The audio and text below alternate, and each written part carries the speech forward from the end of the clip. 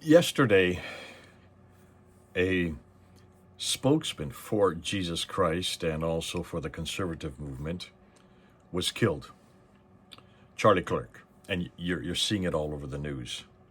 And a number of people have texted me and written me and asked me to say something about Charlie Kirk and how do we go from here and where do we go from here. And it's going to be difficult for those of us who have to pick up the pieces and move on, and many of us are coming in the wake of what he has done, because he has been such a spokesman, not only for our side, for the conservative side, but also has been an amazing spokesman for Jesus Christ. And if you look at the videos that have been put up about how he answered almost every question, any question that was thrown at Jesus Christ, at our faith, and also the history of Christianity, he was always able to listen to those who were throwing the questions and to give them dignity, not to shut them down, but to respond to their questions. Lots of times with many historical support and also many facts and figures that they weren't aware of. But I especially loved it when he defended Jesus Christ. And I loved it when he defended the gospel. Because he was able to do that, which very few of us can do so well. And he always knew that at some point that there would be difficulties. And he always said, it's much more important to talk. Because when you stop talking, then violence begins. You need to talk, and that's why he went from campus to campus in many of the most hostile places and institutions to take on their questions, to hear the other side, to let the other side speak, and then give a response, a reasoned response to what they were saying. Now, we lost him yesterday, and it's going to be difficult.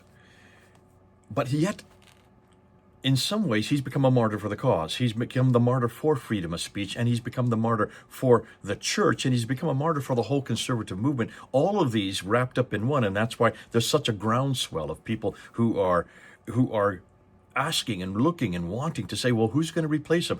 Where is the next Charlie Kirk? Well, just like at the very beginning with Jesus Christ, when Jesus Christ was killed and the early church took off from there, and it really did take off. And every one of the great speakers like Paul, just look and see what Paul left behind, the legacy he left behind. And remember what Jesus said. Remember, they hated me first. People do hate Jesus Christ. And because of the beliefs and because of what we now know about what Jesus said and how we act out and live what he said and live what he did, because of that, we're being attacked. Certainly, we're going to continue to be attacked. But the church grew from that and spread, and the same thing's going to happen now. Charlie Kirk has been a great spokesman for our side and also certainly for Christianity. And it is tragic that he died in that way. It's not the right way, and especially here in the United States. But there are many Christians who are dying, many more than here in the United States. I'm about ready to go to Africa, and I'm going to be going to Nigeria. I go there every year now. And in Nigeria, back in 2023, 83% of all Christians who were killed by Muslims worldwide were killed in that one country. And when I go there, I meet one person after another, people who are my colleagues, people who are working on our team, people who I'm training and teaching up.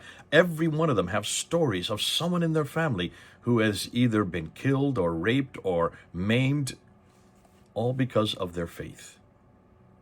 In Nigeria, there are many Charlie Kirks who are dying for their faith. We only have one or two here in the United States, and so it's a big event. But let's remember what Christ said in Philippians chapter 1, verse 21. For to me to live is Christ, and to die is gain.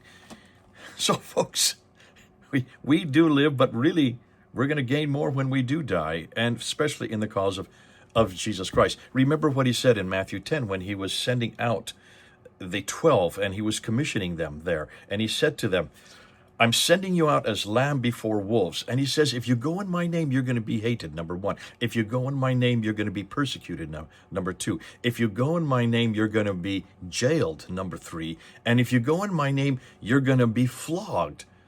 And then finally, if you go in my name, you're going to be killed. Those are the 5 things he promises to the disciples. That was their commissioning. If that was their commissioning, it's also Charlie Kirk's commissioning, and it's also yours and my commissioning.